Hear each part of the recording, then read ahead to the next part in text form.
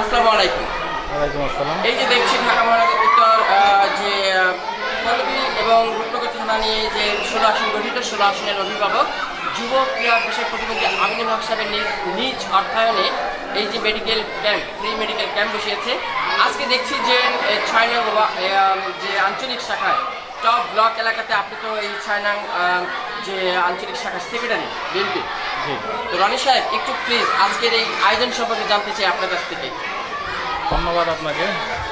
ঢাকা 16 আসনের অভিভাবক জনাব আমিনুল হক ভাই, উনি আমাদের ঢাকা মহানগর বিএনপির অভিভাবক।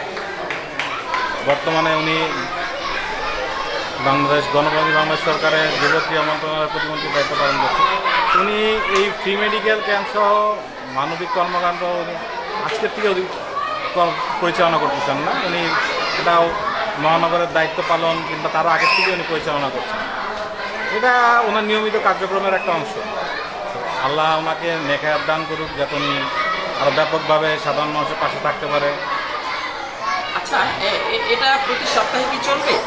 হ্যাঁ, এটা ইনশাল্লাহ প্রতি সপ্তাহে না, উনি আমাদেরকে যেভাবে বলেছে, এটা সব কিছু ঠিকঠাক রাখলে সপ্তাহে 4-5 দিনেও চলতে পারে। ধন্যবাদ।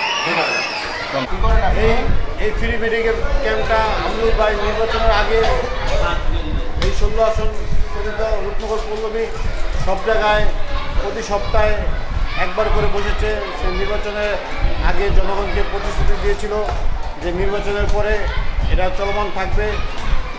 এখন এটা প্রতি সপ্তাহে এই 16 আসনের রূপনগর পল্লবীতে প্রতিটা ওয়ার্ডে একটি করে ফ্রি মেডিকেল ক্যাম্প তিনি বরাদ্দ করে দিয়েছে।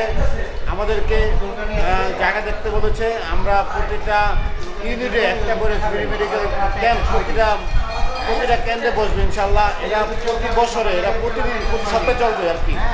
এটা 5 বছর প্রতিদিন চলবে আর কি। ধন্যবাদ আপনাকে। প্রিয় দর্শক, এই যে খালা আজকে যে আপনারা ওষুধ দিচ্ছেন, তো এইভাবে যদি সেবাই থাকে কেমন লাগছে আপনাদের? আর এই স্যালাইনগুলো খাবেন, হ্যাঁ, যদি ডায়রিয়া হয় এই স্যালাইনগুলো খাবেন, ঠিক আছে? আপনি বলুন। আমাদের জন্য যুবকরা বিষয় প্রতিমন্ত্রী আমিনুল হক সাহেবের নিজ অর্থায়নে আপনাদের পাশে যে আপনাদের ওষুধ বিলি, বিভিন্ন খাবার দাবার বিলি কেমন লাগছে? অনেক ভালো লাগতেছে। আমরা অসহায় মানুষ, ওষুধ কিনে খাইতে পারি না, এর জন্য অনেক ভালো হয়েছে।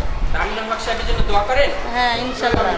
সে তো আপনাদের সামনে পিছনে বা সবসময় আপনাদের পাশে থাকে যে কোনো বিষয়ে, তাই না? হ্যাঁ, যে কোনো দুর্দশা নিরসনে আপনাদের পাশে থাকে। আসে সবসময়, আমাদের উপকার করে।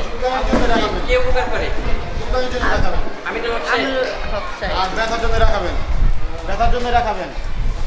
আর